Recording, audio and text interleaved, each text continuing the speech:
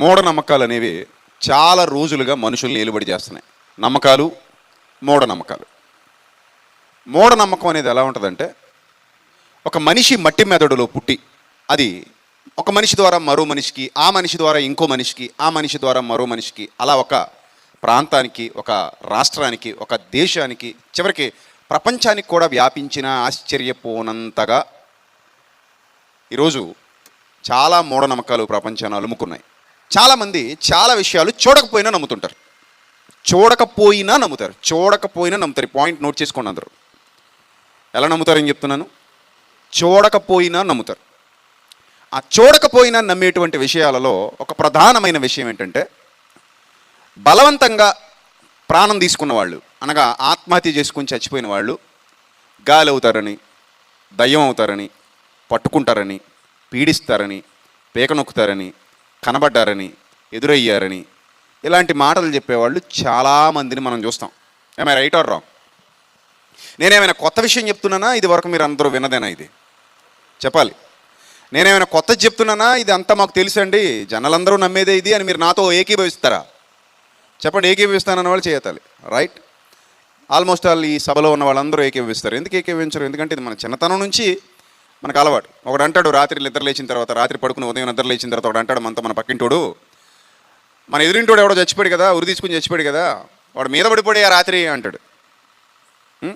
మీద పడిపోయి ఏం చేశారట? గాలి ఆడకుండా చేశారట, ఊపిరి ఆడకుండా చేశారట, పీక నొక్కేశారట. ఆ పీక నొక్కేస్తే మరి ఏం చేస్తే పోయాడు? పక్కకి తిరిగి పడుకుంటే పోయాడట.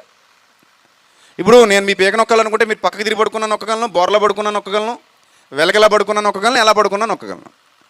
అంటే ఈ దయ్యాలైనోళ్ళు, గాలి అయినోడు బోర్లా పడుకుంటేనే పీకలు నొక్కుతాడా ఏంది? పక్క తిరిగి పడుకుంటే వాడికి పీక నొక్కడానికి చేతులు సహకరించవా? చెప్తారు వాళ్ళు, ఏదో చెప్తారు పొద్దునే. మనం ఏం చేస్తామంటే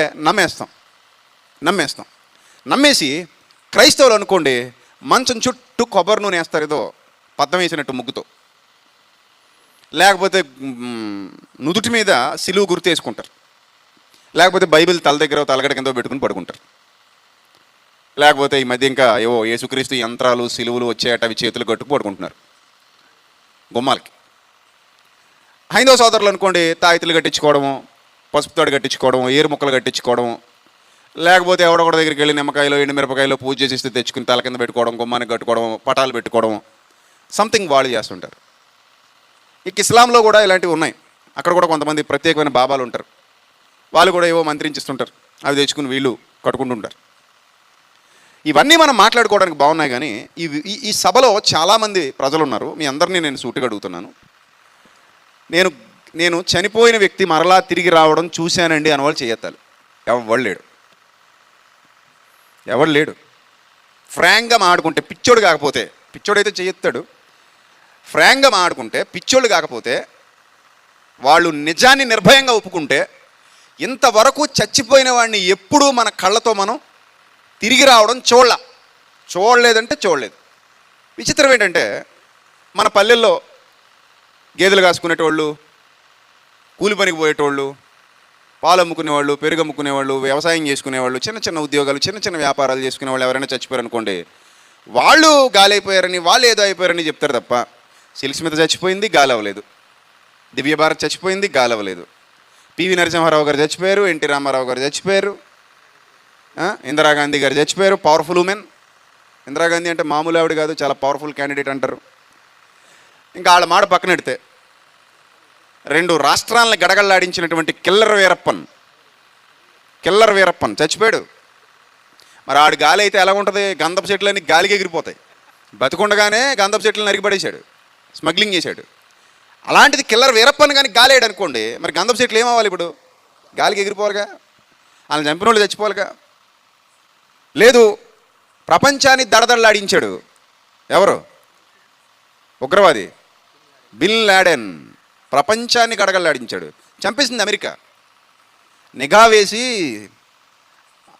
శాటిలైట్ నుంచి వాడి ఊహా చిత్రాలు, వాడు ఎక్కడ ఉంటున్నాడు అన్నీ కనిపెట్టి, కెమెరాలు పెట్టి కనిపెట్టి, ఎక్కడ ఏ ఇంట్లో ఉన్నాడో తెలుసుకొని చంపేశారు. అంతే, పట్టుకుని చంపేశారు.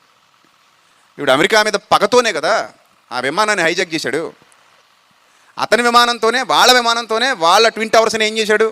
కూల్చిపడేశాడు. సో అమెరికాకి శత్రువుగా మారాడు, బద్ధ శత్రువు బిన్ లాడెన్.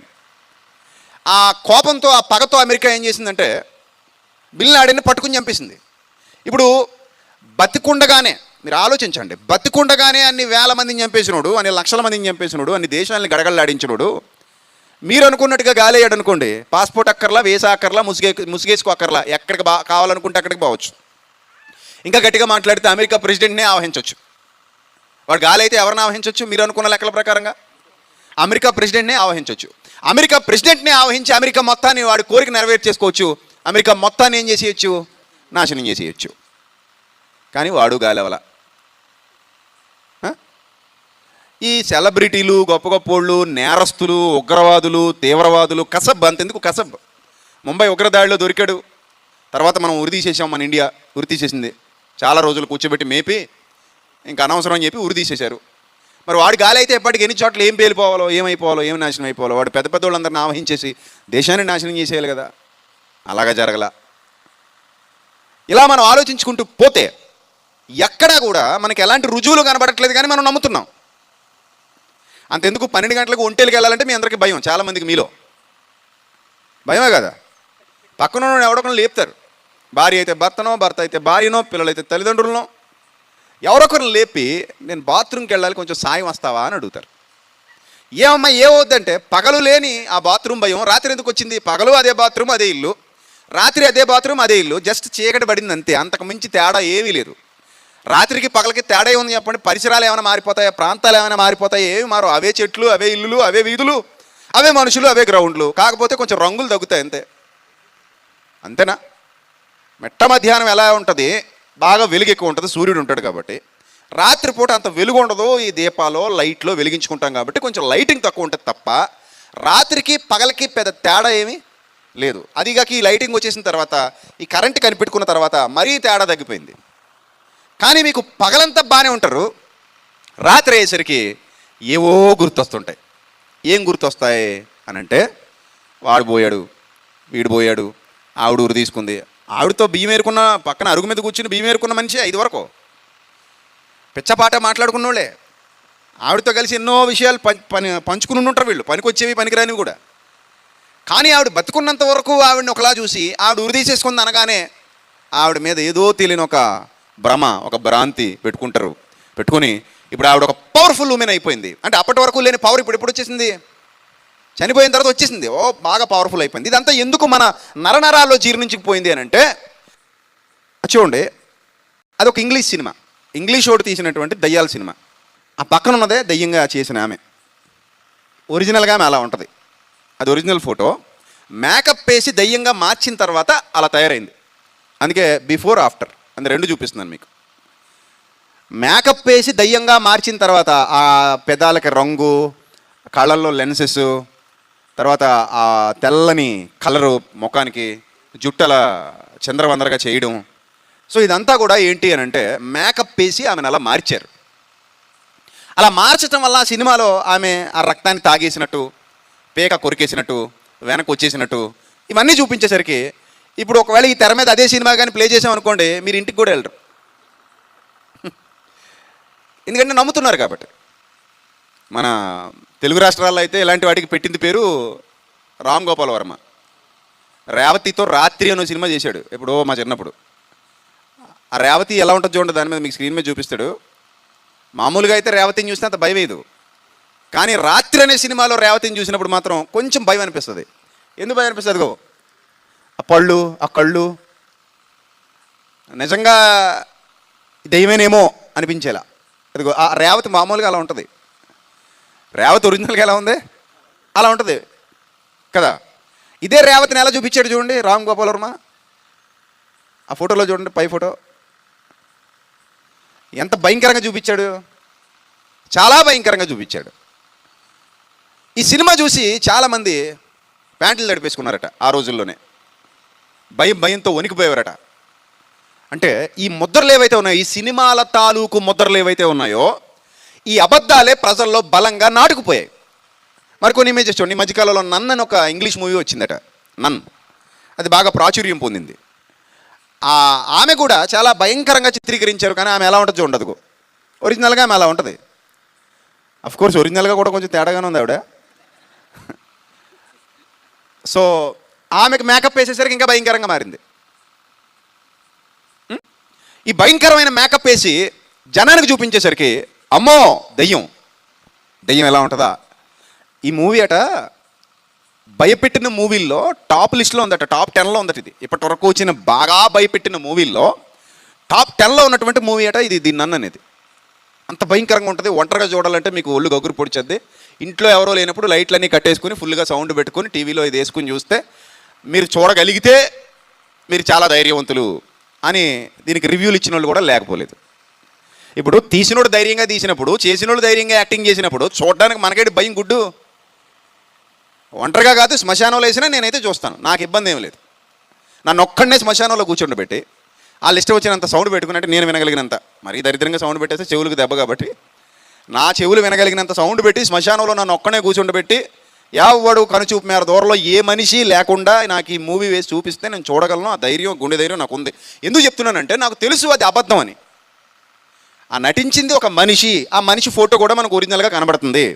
తీసింది ఒక డైరెక్టరు, అదొక కథ, ఎవడి ఊహల్లోనో పుట్టినటువంటి ఒక కల్పిత కథ, ఒక కట్టు కథ.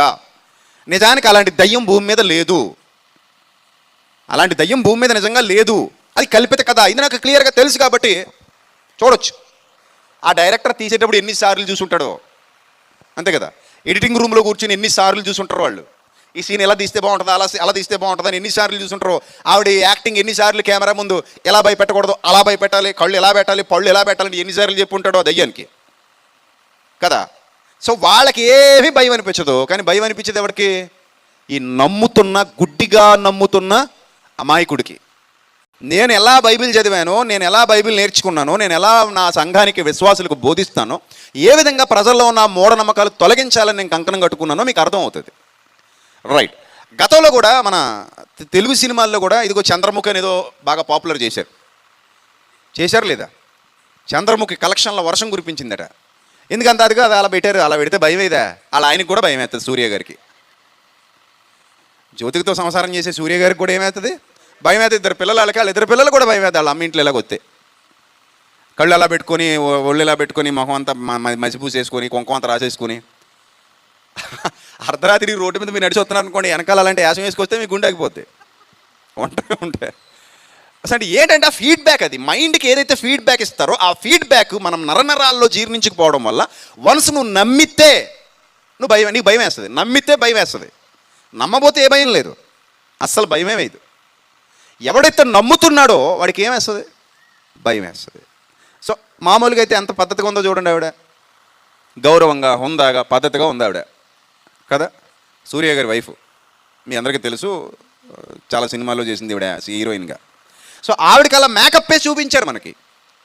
ఆ మేకప్ వేసి చూపించారు కాబట్టి అమ్మో చంద్రముఖి అని భయపెట్టేశారు. ఇలా ఒకటి కాదు, రెండు కాదు, చిన్న పిల్లలకు కూడా దయ్యాల మేకప్లు వేసిన సినిమాలు ఉన్నాయి. చిన్న పిల్లలను కూడా వదలలేదు. ఒక 5 ఏళ్ళు 6 ఏళ్ల పిల్లలకు కూడా దయ్యాల వేషాలు వేసి, అదిగో దయ్యాలు, అది ఆడు కూడా దయ్యమేనట, చైనా దయ్యమీడు ఏమండి. ఇలా చిన్నపిల్లలను కూడా దయ్యాల మేకప్లు వేసేసి ఇదిగో దయ్యం వచ్చేసింది అన్నట్టు చూపించేసరికి ఇప్పటికీ పసిపిల్లలు మొదలుకొని వృద్ధుల వరకు అందరూ హడలెత్తిపోయి, భయపడిపోయి ఇలాంటి వాటిని నరనరాల్లో జీర్ణించేసేసుకున్నారు. ఇలా ఎన్నో అబద్ధాలు జనాల చేత నమ్మింపజేసేశారు. మనం వాటిని నమ్ముతూ పెరిగాం, వాటిని నమ్ముతూనే బతుకుతున్నాం, వాటినే నమ్మి జీవిస్తున్నాం. కనుక మనకు కూడా ఏమనిపిస్తుందంటే ఎవడో చచ్చిపోగానే వచ్చేస్తాడు, మీద పడిపోతాడు, మీద పడిపోయి పేక నొక్కేస్తాడు. ఏమంటే ఇది కూడా పచ్చి అబద్ధం అనడానికి ఇప్పటివరకు నేను చెప్పిన ఉదాహరణలు మీకు అర్థం కావాలి. ఒకవేళ పగ తీర్చుకోవాలి అనుకుంటే రాజకీయ నాయకులు చావగానే వాళ్ళకి అన్యాయం చేసిన వాళ్ళ మీద ఏం చేయాలి? పగ తీర్చుకోవాలి. నిర్భయ ఘటన ఉందా? నిర్భయ ఘటన, ఢిల్లీలో రేపు జరిగింది. ఆ అమ్మాయిని ఎంత క్రూరంగా చంపేశారు మీరు చెప్పండి. అవునా? చాలా క్రూరంగా చంపారు కదా. ఆమె కడుపులోకి రాడ్లు కూడా దూర్చారు, ఇనప రాడ్లు. అంత క్రూరంగా అమ్మాయిని చంపేశారు, బస్సులో తిప్పుతూ రేపు చేసి చంపేశారు. సో చచ్చిపోయింది, చికిత్స పొందుతూ చచ్చిపోయింది. ఆ తర్వాత వాళ్ళను ఉరి తీయడానికి చాలా టైం పట్టింది. ఎవరు ఉరి తీశారు మీరు చెప్పండి? ఎవరండి ఉరి తీసింది? గవర్నమెంటే కదా, ప్రభుత్వమే కదా. మరి ఆ అమ్మాయి ఎందుకు గాలెయ్యాలని చంపేలేదు? ఇప్పుడు పగ తీర్చుకోవాలనుకుంటే వాళ్ళ పేకలు జైల్లోకి వచ్చి నొక్కేయాలి కదా. మామూలుగా చంపారా మరి ఆ అమ్మాయిని?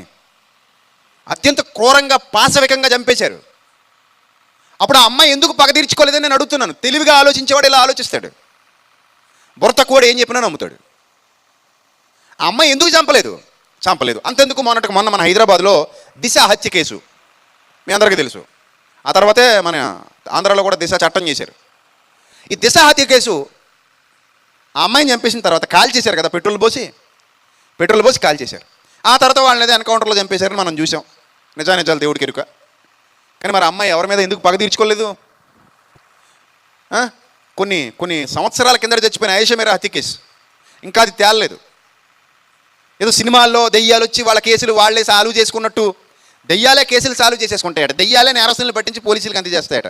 దెయ్యాలే పగ తీర్చేసుకుని వాళ్ళని చంపిన వాళ్ళు చంపేస్తుంటాయట. ఇలాంటి సినిమాలన్నీ తీసేస్తుంటే చూసేసి ఇట్ల మీద ఇట్లు చేసేస్తున్నారు కదా. ఆ నిర్మాతలకి దర్శకులకి డబ్బులు బాగా వస్తున్నాయి కదా.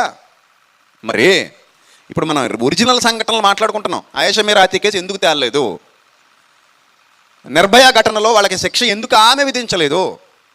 దిశ హత్య కేసులో నిజాలు ఎందుకు ఇంకా అవలేదని తేలలేదని ఎందుకు బాధపడుతున్నారు? ఆ ఎన్కౌంటర్ అయిపోయిన వాళ్ళు కాకుండా ఇంకా ఎవడో ఉన్నాడని చెప్పి కొన్ని వాదనలు వస్తున్నాయి. ఆడెవడో ఎలా పసిగట్టేది? ఇన్ని ఉన్నాయి. చాలామంది దొంగలు అన్యాయంగా వాళ్ళ ఇళ్ల మీద పడి దోచుకుని చంపేసి డబ్బులు పట్టుకెళ్ళిపోయిన వాళ్ళు కూడా ఉన్నారు. మరి చచ్చిపోయిన వాళ్ళు ఆ దొంగల మీద ఎందుకు ప్రతీకారం తీర్చుకోవట్లేదు? కేసులు ఎందుకు పోలీస్ స్టేషన్లో పెరిగిపోతున్నాయి, కోర్టుల్లో పెరిగిపోతున్నాయి? ఈ నరహంతకులు 14 ఏళ్ళు 7 ఏళ్ళు 10 ఏళ్ళు జైల్లో శిక్ష అనుభవించి మళ్ళీ బయటకు వచ్చి హ్యాపీగా తిరిగేస్తున్నారు ఎందుకు? కొంతమంది అయితే చంపేసిన తర్వాత వాళ్ళ మీద ఎలాంటి నేరారోపణ జరగకపోగా దొరల్లాగా బయట ఎందుకు తిరుగుతున్నారు వాళ్ళు? మర్డర్ కేసులు ఉన్నా కూడా ఈ మర్డర్ అయిపోయిన వాళ్ళు ఎందుకు వీళ్ళ మీద ప్రతీకారం తీర్చుకోవట్లేదు? మరి వాళ్ళ గాలి ఎవరా? ఆ గాలికి శక్తి ఉండదా? ఇప్పుడు ఆత్మహత్య చేసుకున్నోడికి ఎక్కువ కోపం ఉంటుందా? హత్య చేయబడ్డోడికి ఎక్కువ కోపం ఉంటుందా? చెప్పండి. హత్య చేయబడ్డోడికే కదా ఎక్కువ కోపం ఉంటుంది. మరి అంత కోపంతో రగిలిపోతున్న ఆత్మ శ్మశానంలో ఊగిపోవాలి కదా, మట్టిలోంచి పైకి లేచిపోవాలి కదా. ఉండదు. పెట్లో ఎముకలు తప్ప మట్టిలో ఏముండదురా బిడ్డ, ఏముండదు. ఇంతవరకు నేను చెప్పినవన్నీ నిజాలు. మన కళ్ళతో ఈ అబద్ధాలను ఎప్పుడూ మనం చూడలేదు, ఓన్లీ సినిమాలలో మాత్రమే చూసాం. అవునా కాదా చెప్పండి? అవునా కాదా? ఓన్లీ సినిమాలలో తప్ప, నవలల్లో తప్ప, సీరియల్స్లో తప్ప ఎక్కడ నిజ జీవితంలో ఇంతవరకు మనం చూడలేదు. అంతెందుకండి, చచ్చిపోయినోడు మళ్ళీ వస్తాడంటే మనతో గొడవలు పెట్టుకున్న వాళ్ళు గొడవే మనం చూస్తాం తప్ప మనతో ప్రేమగా ఉండి చచ్చిపోయినోళ్ళు లేరా? అమ్మ చనిపోయింది అనుకోండి, బిడ్డ మీద అమ్మకి ఎంత ప్రేమ ఉంటుంది. మరి వచ్చి అమ్మ పీక నొక్కుద్దా? తల నిమురుతుందా? తల నిమ్మరడానికైనా అమ్మ ఎప్పుడు రాదే. భుజం తట్టడానికైనా నాన్న ఎప్పుడు రాడే. ఆప్యాయంగా పలకరించడానికైనా అన్నయ్య చెల్లెమ్మ ఎప్పుడు మళ్ళీ రారే. మనతో భూమి మీద ఉండగా ప్రేమగా మసలిన వాళ్ళు భూమిని విడిచిపెట్టి వెళ్ళిపోయారు. కానీ ఎప్పుడు మన ముందుకు రాలేదు అని అంటేనే మనకు అర్థమైపోవాలి ఈ గాలి గీలి ఇదంతా ట్రాష్, అబద్ధాలు, మోడ విశ్వాసాలు, అంధవిశ్వాసాలు. గాలి లేదు, గది గుడ్డు లేదు, నీ మనసులోనే ఉంది చెత్త అంతా. ఇప్పుడు ఇంత చెప్పేస్తున్నాను కదా, నిజంగా అంత గాలి ఉంటే ఇప్పుడు వచ్చి ఇక్కడ నొక్కేయాలి నా పేక. మా గురించి చెప్తున్నావు ఇందిరా అని, మా గురించి నిజాలు చెప్పేస్తున్నావు ఇందిరా జనాలు, కానీ ఇక్కడికి వచ్చి నొక్కేయాలి. నొక్కమని చూద్దాం. నొక్కలేమా ఏంది? నువ్వు నొక్కితే సూత్తు ఊరుకుంటావా? మరి అంతే కదా. సో కాబట్టి గ్రంథాన్ని జాగ్రత్తగా ఆలోచిస్తే ఇలాంటి మూఢ విశ్వాసాల్ని, అంధవిశ్వాసాల్ని బైబిల్ చాలా క్లియర్గా తెలియజేసింది. అరే నాయన, నేర్చుకోవలసింది ఉండగా అది నేర్చుకోకుండా ఏదో ఒక అబద్ధాన్ని ఎవరో చెప్తే నమ్మేసి ఆ మాయలో కొట్టుకుపోవడం మీ అవివేకం అన్నాడు. అందుకే అవివేకులారా, బుద్ధి ఎట్టిదైనది, జ్ఞానము ఎట్టిదైనది నేర్చుకొనుడి అన్నాడు. జ్ఞానము ఎట్టిదైనది ఏంటట? నేర్చుకొనుడి అవివేకులారా అని అంటున్నాడు. ఎందుకు అంటున్నాడు ఆ మాట అంటే, అలా నేర్చుకోకపోతే మీరు ఎప్పటికీ అవివేకంలోనే ఉండిపోతారు. కానీ అంతా అర్థమైపోయిన తర్వాత, ఏమీ లేదని తెలిసిన తర్వాత ఎక్కడైనా ధైర్యంగా ఉంటాం. ఇంకో మాట చెప్పనా, మనుషుల మధ్యలో కంటే శ్మశానంలోనే బెటరు. ఇక్కడే భయం. అందుకే దేవుడు కూడా అన్నాడు, మనుష్యులను గూర్చి జాగ్రత్త పడుడి అన్నాడు. అంతేనా అన్నాడు బైబిల్లో? మనుష్యులను గూర్చి జాగ్రత్త పడుడి అన్నాడు తప్ప శ్మశానములో ఉన్న శవములను గూర్చి జాగ్రత్త పడుడి అని ఎక్కడ చెప్పలే ఆయన. శ్మశానంలో ఉన్న శవములను గూర్చి జాగ్రత్త పడుడి అని ఎందుకు చెప్పలేదు ఆయన? ఎందుకు చెప్పలేదంటే, శవాల వల్ల మనిషికి ఏ ప్రాబ్లం లేదు, బతుకున్న మనిషి వల్లే నీకు ప్రాబ్లం. నీకు వెన్నుపోటు పొడిచేది నీ పక్కనున్నోడే, సచ్చినోడు కాదు. నీ డబ్బు కొట్టేసేది నీ పక్కనున్నాడే, శ్మశానంలో వాడు కాదు, సమాజంలో వాడే నీ డబ్బు కొట్టేస్తాడు. శ్మశానంలో నీ నెక్లెస్ పోదు, శ్మశానంలో నీ సెల్ ఫోన్ ఎవడో పట్టుకెళ్ళడు, శ్మశానంలో నీ డబ్బు ఎక్కడికి పోదు, నీ పర్స్ పోదు, నీ బండి పోదు, నీ కారు పోదు. కానీ ఎక్కడ పోతుంది? ఊర్లో పోద్ది. అయినా మనుషుల మధ్యన ఉన్న గొడవలు సరిపోక ఈ గాలి మధ్య కూడా గొడవ ఉంటే చచ్చినోడు అందరూ వెళ్ళేది శ్మశానానికే. రూల్గా మాడుకుంటే ఊరు పుట్టిన దగ్గర నుంచి చచ్చినోళ్ళు ఎక్కువ ఉంటారంటారా, బతికినోళ్ళు ఎక్కువ ఉంటారంటారా? మీరు చెప్పండి. ఊరి చరిత్ర తవ్వితే పంచాయతీ బోర్డుకి వెళ్ళి రిజిస్టర్ తీసి ఈ ఊరి చరిత్ర మొదలైన దగ్గర నుంచి ఆ తుప్పు పట్టిపోయిన పంచాయతీ రిజిస్టర్లన్నీ తీస్తే చచ్చిపోయిన వాళ్ళ లిస్ట్ ఎక్కువ ఉంటుందా, ఇప్పుడు ఉన్న ఓటర్ల లిస్ట్ ఎక్కువ ఉంటుందా? ఎవరి లిస్ట్ ఎక్కువ ఉంటుంది? చచ్చిపోయిన ఓటర్ల లిస్టే ఎక్కువ ఉంటుంది. ఈ గాలన్నీ కొట్టుకుంటే ఇంక నేల ఉండదురా నాయన. మళ్ళీ ఏదో పెద్ద తెలిసినట్టు ఆ గాలటండి 5 నెలల్లో 6 నెలల్లో అలా తిరుగుతూ ఉంటుంది, దారి దొరకదట. అవును, మరి అక్కడెక్కడ సిమెంట్ రోడ్డు వేస్తున్నారని రోడ్డు ఆపేసి ఉంటారు, దారి దొరకదట దానికి. నువ్వు చూపించు దారి వెళ్ళి. ఇటు చెప్తాడు దారి దొరకండి, అలా తిరుగుతుందండి. ఇలాంటి పిచ్చి మాటలన్నీ చెప్పి జనాలను నమ్మించేసి మాయ చేసేసి మోసగించేసి పబ్బం గడుపుకుంటున్న వాళ్ళు సమాజంలో చాలామంది ఉన్నారు. గ్రంథంలో ఒక మాట ఉంది, ఆదికాండంలో కయ్యను అనేటువంటి ఒక వ్యక్తి తన సొంత తమ్ముడైన హేబెల్ని మర్డర్ చేసేస్తాడు. ఫస్ట్ మర్డర్ ఇది గ్రంథంలో, ఫస్ట్ మర్డర్ చూడండి. ఆదికాండం చాప్టర్ 4 verse 8 8వ వచనం. కయ్యను తన తమ్ముడైన హేబెలుతో మాట్లాడాను. వారు పొలంలో ఉన్నప్పుడు కయ్యను తన తమ్ముడైన హేబెలు మీద పడి అతనిని చంపెను. ఏం చేశాడట? చంపేశాడు. యెహోవా నీ తమ్ముడైన హేబెలు ఎక్కడున్నాడని కయ్యను అడగగా అతడు నేను ఎరగను, నా తమ్ముడికి నేను ఏమైనా కావలివాడనా అన్నాడట. అప్పుడు ఆయన నువ్వు చేసిన పని ఏంటి? నీ తమ్ముడి రక్తం యొక్క స్వరం నేలలో నుండి నాకు మొరపెడుతుంది.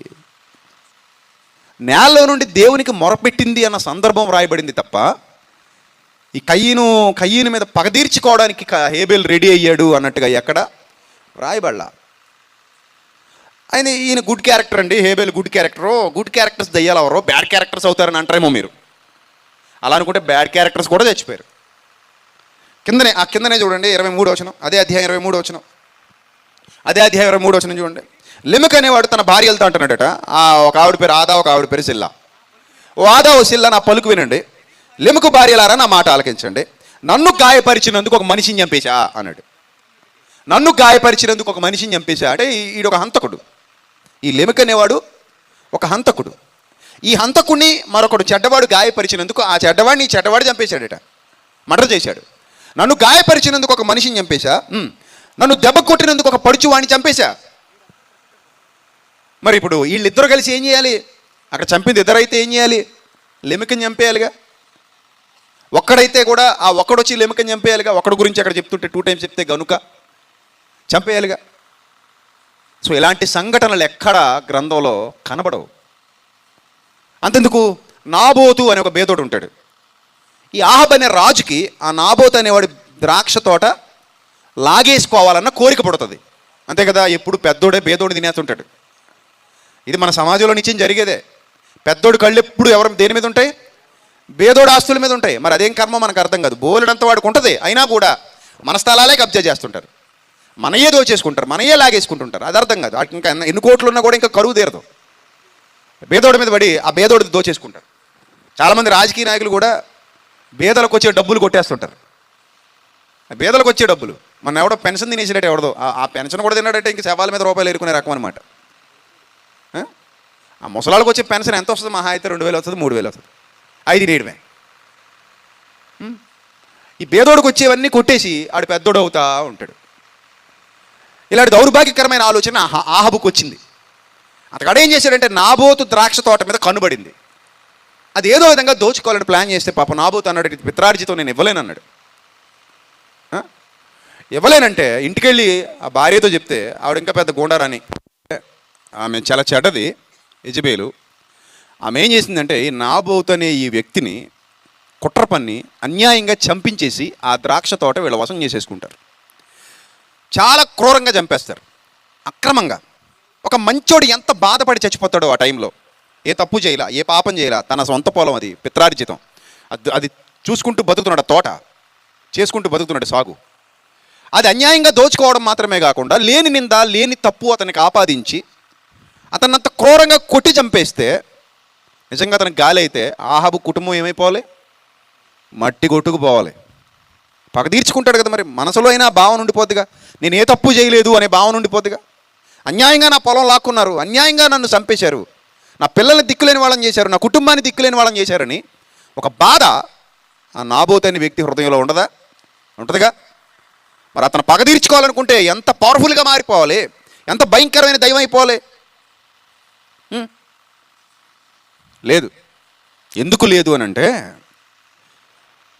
భూమి మీద ప్రతిఫలం ఇచ్చేవాడు దేవుడు. నీవేమి విత్తుతావో ఆ పంటనే కోస్తావు.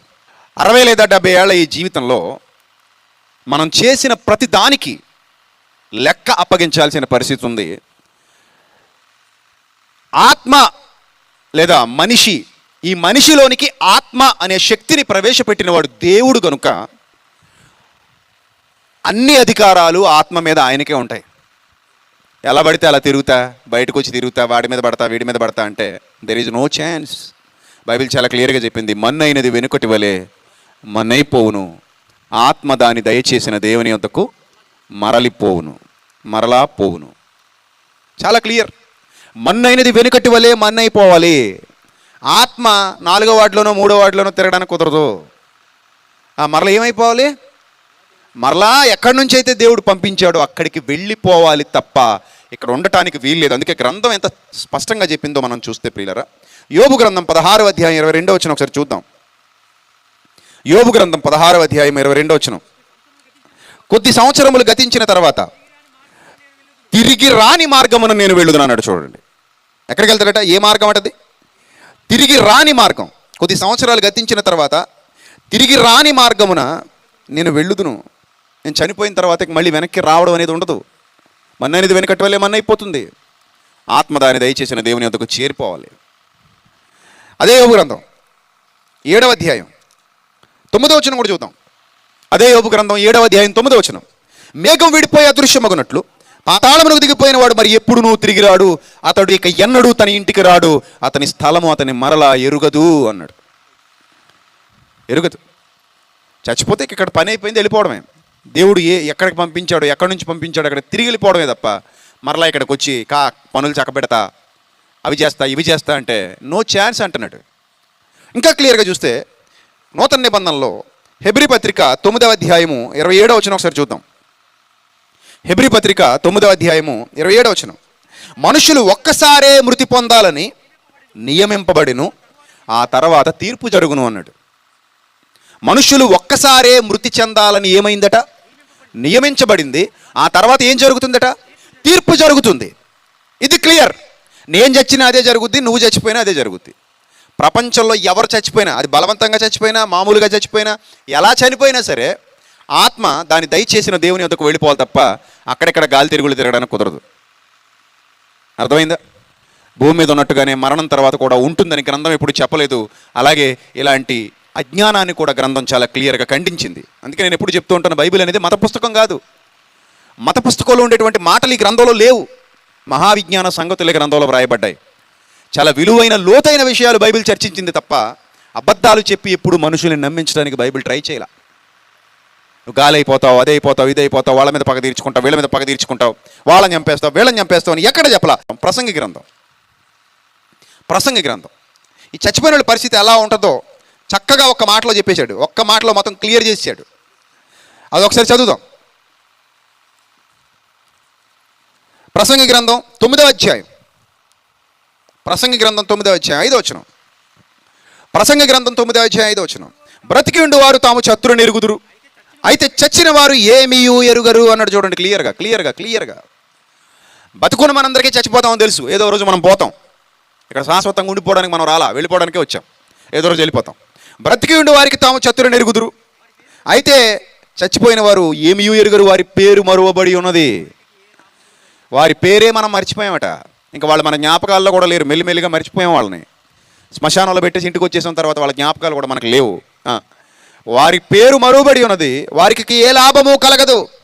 ఆ చనిపోయిన వారు ప్రేమించటాలు కానీ, పగపెట్టుకోటాలు కానీ, అసూయ పడటాలు కానీ ఏ ఉండవో అన్నాడు. అంతే, ఒక్కటే మాట క్లియర్ చేసి పడేశాడు చూడండి. సూర్యుని క్రింద జరుగు ఇక దేనిలోనూ వాళ్ళకి అలా ఎప్పటికీ వంతు లేదు.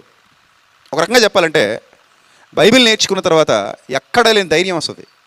నేను ఇందాక చెప్పానుగా, శ్మశానంలో కూడా ధైర్యంగా కూర్చొని టిఫిన్ చేసి రావచ్చు, ఇబ్బంది ఏం లేదు. రాత్రి అంతా పడుకుని రావచ్చు, ఇబ్బంది ఏం లేదు.